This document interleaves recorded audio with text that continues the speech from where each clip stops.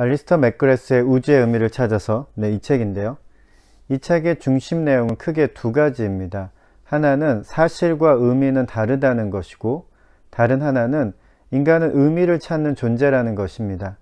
그런 면에서 책의 제목이 내용을 아주 잘 담아내고 있습니다. 알리스터 맥그레스는 이제 과학자이면서 동시에 이제 신학자입니다.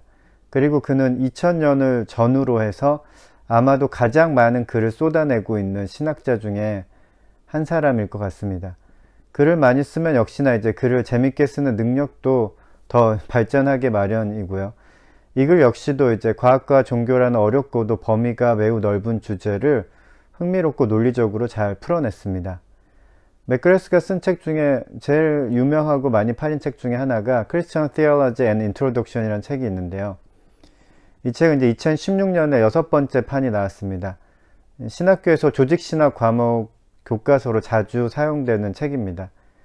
맥그레스가 워낙 정리를 하는 능력이 뛰어나고 다양하고 폭넓은 주제를 이해하고 서술하는 재주가 좋은 사람입니다. 그래서 이제 맥그레스가 쓴 책은 일단 신뢰를 할 만하다고 할 수 있습니다. 그래도 이제 그가 쓴 에세이 형식의 글 중에 일부는 유명세를 타고 그냥 낸 책이 아닌가 싶은 책들도 좀 있어요. 실망스러운 책들도 있긴 합니다. 우주의 의미를 찾아서도 그런 에세이집이 아닌가 하고 다소 의심하면서 저는 읽었습니다. 책을 시작하면서 감사하는 글에 이 책의 내용이 주로 이제 강연에 사용된 원고를 정리한 것이라는 점을 이제 알려주고 있었지만, 그래도 저는 계속 의심을 하면서 읽었습니다. 1장의 내용이 이제 가벼운 에세이 느낌을 주었기 때문에 아마 그 의심의 시간이 길었던 것 같아요. 2장부터는 이제 대체적으로 밀도 있는 내용을 압축적으로 서술한 내용이 많이 있어서 유익한 정보도 얻을 수 있었고, 맥그레스의 평가와 주장도 알 수 있어서 좋았습니다. 구체적인 내용에 있어서는 익숙한 내용이 많이 있는데, 눈에 띄는 것 중에 하나가 C.S. 펄스가 주장한 귀추법에 대한 설명이었습니다. 제가 볼 때 이 책에서 가장 주목할 만한 내용이고, 신과 세상의 관계에 대해서 파악할 수 있는 방법으로 귀추법을 하나의 큰 틀로 제시하면서 전체적인 내용을 구성했습니다. 신을 말하는 데 있어서 이제 연역법이나 귀납법으로는 불가능합니다. 따라서 다른 접근법, 다른 논리적인 접근법이 필요한데요. 귀추법이 하나의 방법이 될 수 있습니다. 귀추법은 이제 말 자체가 익숙하지는 않지만 일상생활 속에서 이제 종종 쓰기도 하고, 주로 이제 추리소설에 많이 등장하는 방법입니다.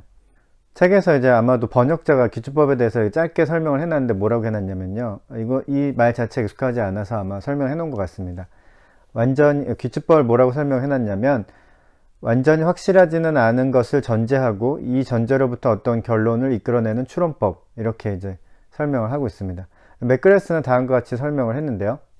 첫째, 사람들을 놀라게 하는 사실인 C가 관찰된다. 둘째, 그러나 A가 참이라면 C는 새삼 놀라운 일이 아니라 당연지사일 것이다. 세 번째, 그렇다면 A가 참이라는 것을 생각해 볼 만한 이유가 있다.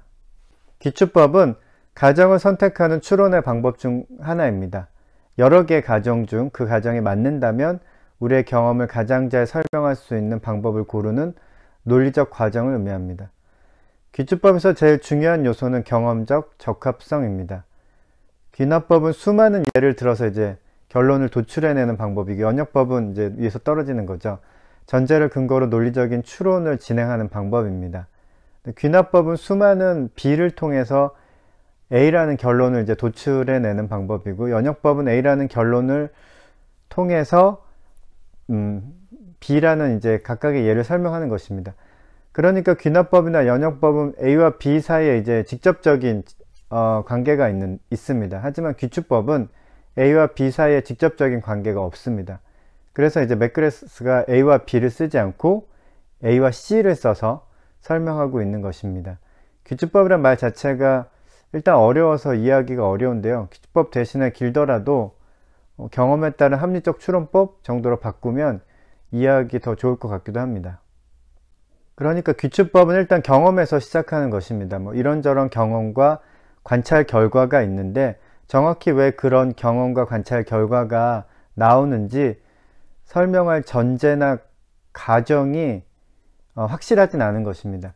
그런데 만약 어떤 전제를 가정해 놓고 그게 사실이라면 우리의 경험이 매우 잘 설명이 되는 그런 전제가 있을 수 있죠. 그러면 그 전제를 논리적으로 증명할 수 없다고 하더라도 생각해 볼 만한 것 아닌가 하고 이제 추론하는 방법입니다. 경험에 따른 이제 합리적 추론 방법이죠. 이 책에는 어쩔 수 없이 대표적인 무신론자 리처드 도킨스를 비판한 내용이 꽤 많은 부분을 차지하고 있습니다. 저는 도킨스를 이제 과학자도 아니고 철학자도 아니고 SF 소설가 정도로 이제 생각을 하는데, 맥그레스는 그래도 이제 도킨스를 학자로서 상대를 하고 있기는 합니다.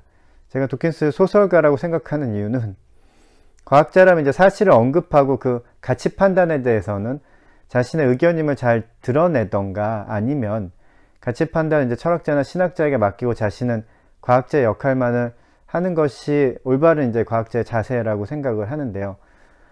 도킨스 같은 경우는 자신의 의견이 마치 객관적인 사실인 것처럼, 달리 말하면 자신의 의견이 과학인 것처럼 글을 쓰고 있기 때문에 저는 도킨스를 과학자라고 생각하기 어렵습니다. 네. 도킨스와 같은 극단적인 무신론자들의 태도에 대해서 이제 맥그레스는 다음과 같이 말을 합니다. 문제는 새로운 무신론의 열렬한 신봉자들이 자신들이 주장하는 형이상학적 도그마들을 확고부동한 것으로 내세우면서도 이것들을 마치 과학인 것처럼 내세우려 할 때 일어난다. 그런데도 맥그레스가 도킨스를 학자로서 대우를 해주는 것은 도킨스가 이제 많은 대중으로부터 지지를 받고 있기 때문일 것입니다. 여하튼 도킨스의 주장이 마음에 들지 않았는데도 어떤 지점에서 비판을 해야 할지 몰라서 고민을 하고 있던 사람이라면 이 책에 도움이 될 것입니다. 5장 한물간 어느 무신론자의 생각과 10장 생물학 역사에서 우연히 일어난 일이라고 해서 도킨스의 주장에 합리적인 비판을 가하고 있습니다.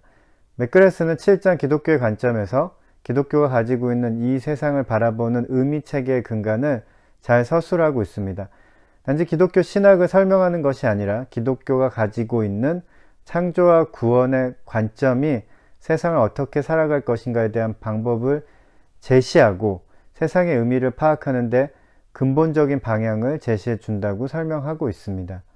기독교의 관점은 첫째로 우주의 역사는 신의 구원 경륜이라는 틀로 이해한다는 것이고요.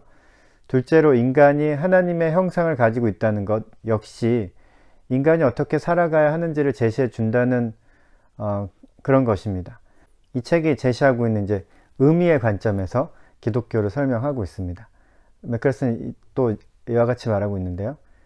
우주는 굳이 존재할 이유가 없다. 우주가 여기 존재한다는 사실에도 설명이 필요하지만 우주가 존재하게 된 것이 대단히 개연성 낮은 일이었다는 사실에도 역시 설명이 필요하다.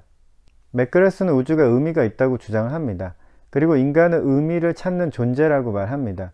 이것이 바로 이 책이 주장하는 내용입니다. 저는 오래간만에 이제 과학과 신학을 연결해서 설명하는 책을 읽었습니다.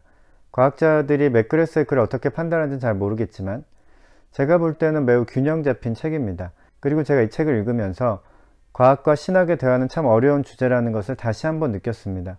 왜냐하면 과학과 신학의 대화에서 항상 과학이 먼저 나오거든요. 그러면 과학은 범위가 너무 넓어요. 그리고 발전 속도도 너무 초고속입니다. 과학의 내용을 전반적으로 파악하는 것 자체가 벌써 지치는 일입니다. 과학자들도 사실 그렇게 전방위적으로 연구를 하지는 않잖아요. 그저 자신의 전문 분야만 파고 들어갑니다. 그런데 과학을 연결해서 이제 신학을 거론하려면 과학의 일부분만 보고 말하기는 좀 어렵습니다.